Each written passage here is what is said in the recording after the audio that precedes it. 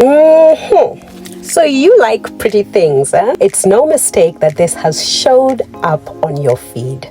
I was just getting started on this lampshade. No big plans. Just me, my hands, and some rope. If you want to watch or even try making one yourself, feel free to follow along. Or if you're just curious to see how it turns out, skip ahead to the final reveal. But before I get too carried away, hi, my name is Kemi and I would like you to get ready with me as we start on our DIY lampshade journey. So I'll just explain to you my outfit. My earrings are from my dear friend Nunu the Creative. Of course, we had to go all dramatic. My ring from Murembo, my big sister, Miss Kiza bought that for me. Cow bracelet from my mom. This must be one of mine, but usually I feel good when I wear my chunky jewelry and it's making all this yummy noise as I get ready to start my creative work. Then of course, as anyone who knows me, najua tukia tunakwenda kufanya kazi, you have to lock it up like a ninja style so that you get into your creative space with nobody bothering you. It's just you, all zaned in, colored up, and ready to go. Of course, if you have some nice short nails, that's really good. If they're long, that's fine, but I'm in my nice short nail period and it's working perfectly for me. So come join me as we make lampshades. We create environments where people can make love and be happy in yummy spaces at great prices. Please note, when you do DIY projects, not only do you have a beautiful product at the end, there's a way it feels and feeds your soul, especially if you're that kind of girl.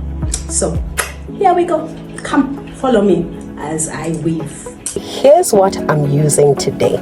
7mm and 8mm round solid metal bars for the frame. PE polyethylene rope 4mm thick. I have about 100 yards in red and yellow, and you can use any color that suits your fancy or your space. I have my multi-purpose scissors. So I had these bars bent into shape by Chiemba. He is great at this sort of thing. The base is 500mm wide, the top is 200mm, and the whole thing is 1000mm tall. It's simple, but it works. Before I start weaving, I like to prepare everything, saves me from scrambling around later. First, I unravel the PE rope into sections. I need these to be long without breaks to give off that seamless, nice wrap. I then wipe down the frame. They can have some residue, so I like to clean them up and add a protective layer of black matte spray finish. To make my life easier, I pre-roll the rope. This time I used my whiteboard marker because it was the closest find, but you can use a simple wood peg to control your rope weaving motion. Alrighty, let's start. I'm tying my first rope to the inner ring to anchor the rope. I like to go in simple, straight patterns, but leave a little slack in the rope to give off that nice wavy texture. But really, there's no right way to do this. So go ahead and loop your rope once at the top and secure it really well. Then continue weaving. Keep the tension even and step back now and then to make sure it looks how you want it to. Actually, let me redo this bit.